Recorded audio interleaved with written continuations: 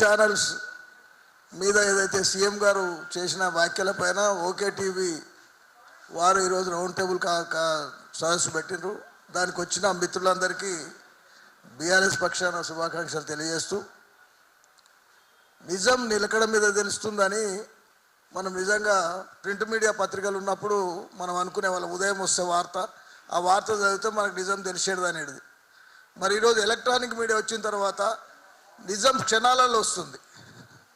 నిజంగా అప్పుడు ప్రింట్ మీడియాల జర్నలిస్టులు 24 అవర్స్ సబ్జెక్ట్ ఎక్కడ దొరుకుతుందా ఆ సబ్జెక్ట్ ప్రింట్ చేసే స్కోరింగ్ ఐటమ్ కింద తీసుకునేవాళ్ళు. ఎందుకంటే ఒక బ్రహ్మాండమైన వార్త రాస్తే స్కోరింగ్ ఐటమ్ కింద తీసుకొని ఆ వార్తను ప్రచురించేవాళ్ళు. ఈరోజు యూట్యూబ్ ఛానల్స్ అందరికన్నా ముందు మనం ఆ వార్త సేకరించి మనం ప్రజలకు తీసుకుపోవాలనే విధంగా యూట్యూబ్ ఛానల్స్ ప్రయత్నం చేస్తున్నాయి. ఇది ఈరోజు ఉన్న ఎలక్ట్రానిక్ మీడియా వచ్చిన తర్వాత, యూట్యూబ్ ఛానల్స్ వచ్చిన తర్వాత నిజంగా యూట్యూబ్ ఛానల్స్లో వచ్చిన వాళ్ళని నేను చాలా మందిని చూస్తా.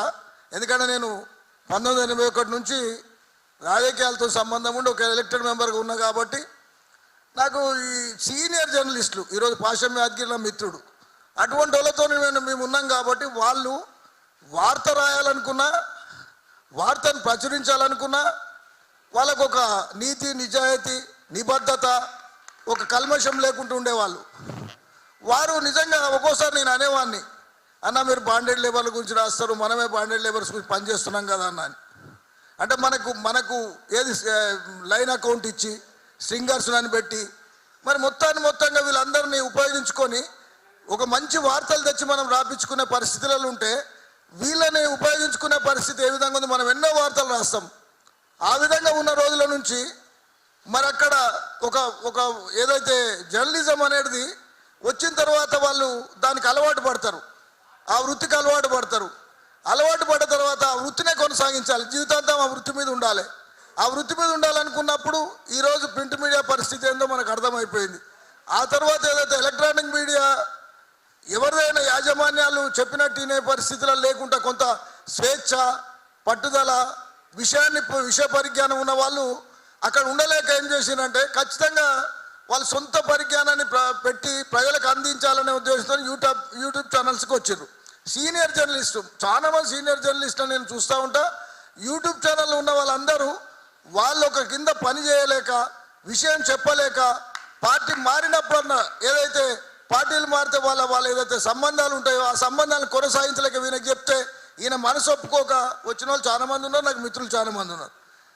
అయితే ఒక్కటి మాత్రం ఇక్కడ నిజం, ఇందులో మనం యాజ్ ఏ పార్టీ పరంగా మేము మాట్లాడినప్పుడు ఆలోచన చేసేది ఏంటంటే, అవును బీఆర్ఎస్ కొంతమంది మీద కొన్ని విషయాల మీద చేశారు, కానీ మనం ఒక్కటి మాత్రం మనం కూడా మన విషయ పరిజ్ఞానం బయటకు వస్తున్నప్పుడు మనం మాట్లాడుతున్న మన భాషను కూడా మనం కంట్రోల్ చేసుకోవాల్సిన అవసరం ఉంది.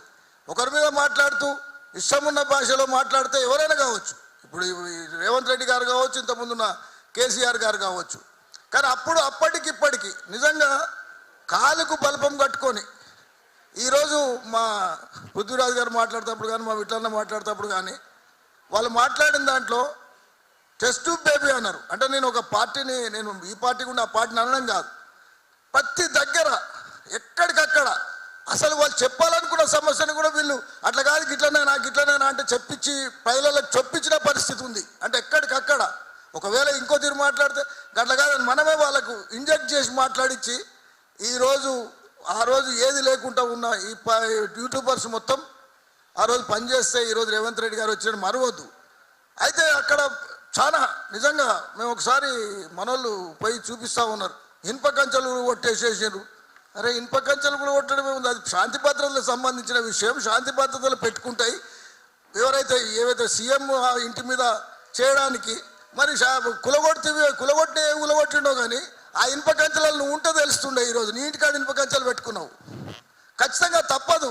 మనం దాన్ని ఎట్లా చూపించినామంటే మొత్తం ఒక భారతదేశం మీద బార్డర్ పెట్టుకున్నట్టు, ఆ బార్డర్ని తొలగిస్తున్న అన్నట్టు, రెండు ఇండియా పాకిస్తాన్ ఒకటవుతున్నట్టు మనం చూపించే ఒక పరిస్థితి తీసుకొస్తే ఈరోజు ఏదైతే మాట్లాడిన భాష, ఆ భాషను చూస్తే ఒకసారి నిజంగా ఆ రోజు మాట్లాడుతుంటే అది కూడా మన సమక్షంలో, అంటే జర్నలిస్టులు ఎవరైతే ఒక సమావేశం పెడితే అదే జర్నలిస్టులలో సీనియర్ జర్నలిస్టు కూర్చున్నారు.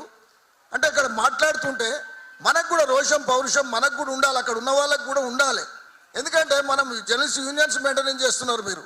అందుకని ఎవరేదేమైనా నేను ఇక్కడ ఈ సందర్భంలో ఇటు యూట్యూబర్స్ వాళ్ళ భాషని కొద్దిగా మార్చుకోవాలి. ఏదైతుందో అదేవిధంగా నేమ్ పెడతప్పుడు మీద పెట్టింది ఒకటి ఉంటుంది, లోపల ఒకటి ఉంటుంది. చాలా మంది దాని మీద ఏమవుతారంటే ఏదో యాక్సెస్తోనే ఆ యూట్యూబ్కి వెళ్ళిపోతారు.